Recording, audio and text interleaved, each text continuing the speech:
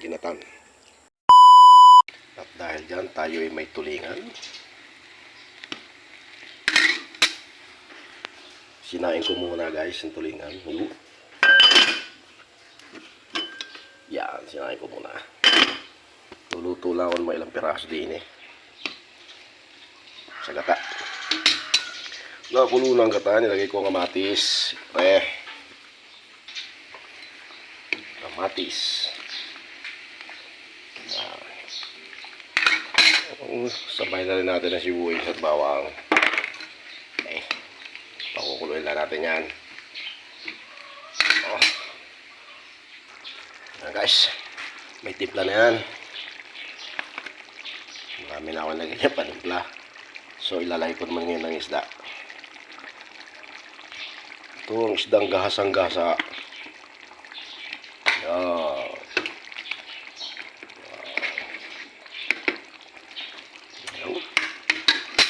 Ilalagay yan. Para maiba naman. Masisira lang rin sa rep. Masisira lang yan guys sa rep eh. Tingnan natin yan. Oh ha? Oh.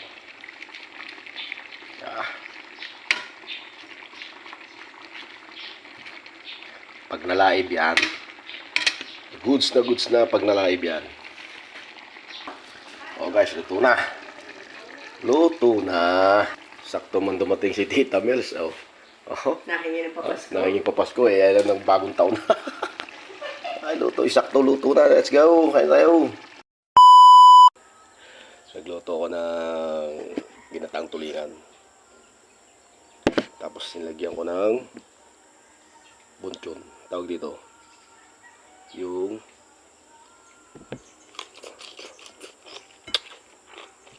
tap.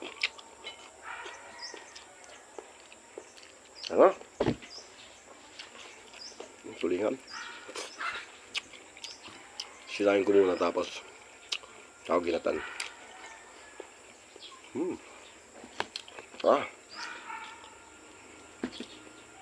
sabaw. Gata. Yung ginatan.